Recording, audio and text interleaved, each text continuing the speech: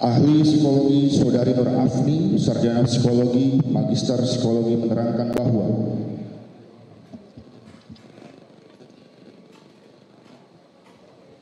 maksud dan tujuan dilaksanakan pemeriksaan psikologi forensik terhadap Peggy Setiawan alias Peron dilakukan guna 1. Memperoleh gambaran tentang profil psikologis Peggy Setiawan alias Peron meliputi aspek intelijensia, kepribadian, dan status mental dalam rangka menetapkan kompetensi tersangka untuk memberikan keterangan dan mempertanggungjawabkan suatu tindak pidana.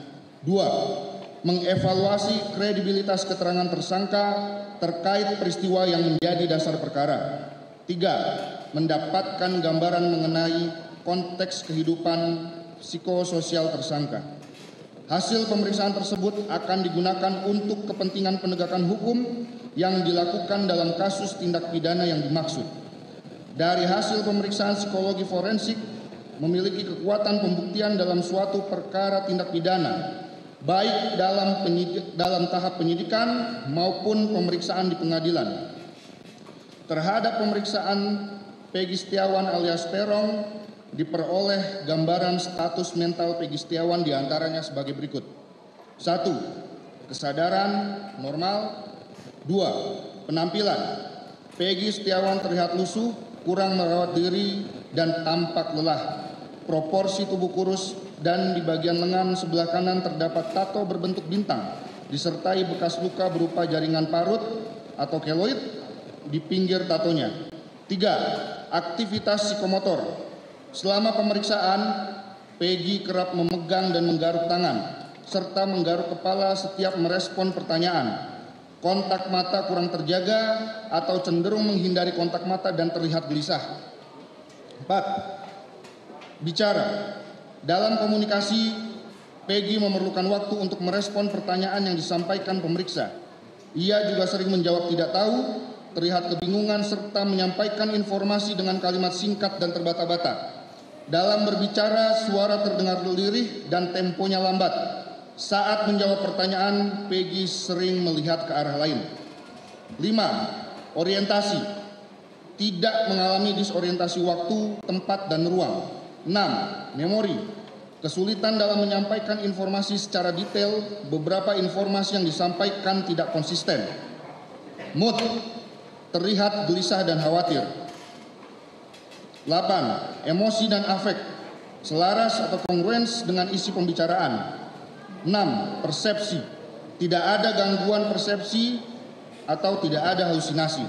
10. Isi pikir, tidak ada gangguan isi pikir, tidak ada waham. 11. Fungsi intelektual, secara umum mampu memahami pertanyaan yang diajukan dan memberikan jawaban yang sesuai pertanyaan. Meskipun demikian, ia tampak membutuhkan waktu untuk memahami pertanyaan yang diberikan. Bahkan seringkali meminta pengulangan instruksi, pertanyaan, serta arahan dan terkesan kurang spontan dalam menjawab. Fungsi intelektual ambang borderline intelligence functioning dengan nilai IQ 78. 12. Tilikan atau insight. Memahami kondisi yang ada dalam dirinya serta memahami perasaan dan tujuan yang ada pada dirinya maupun orang yang penting atau signifikan dalam kehidupan dirinya. 3. Sikap terhadap pemeriksaan. Kooperatif dalam mengikuti rangkaian pemeriksaan psikologis. 14. Daya nilai, judgment. Mampu memiliki tindakan yang memiliki tujuan dan arti yang sesuai, yang dapat diterima secara sosial, serta tidak ada gangguan daya nilai realitas. Secara umum, status mental Peggy Setiawan relatif memadai. Ia memiliki kompetensi untuk memberikan keterangan. Catatan, keterlibatan Peggy dalam lingkungan pergaulan negatif saat memasuki usia remaja yang ditandai dengan penggunaan alkohol dan penyalahgunaan obat-obatan. Riwayat tingkah laku pelanggaran hukum sejak memasuki usia remaja merupakan faktor resiko yang meningkatkan kerentanan seseorang bertingkah laku yang bermuatan menyimpang.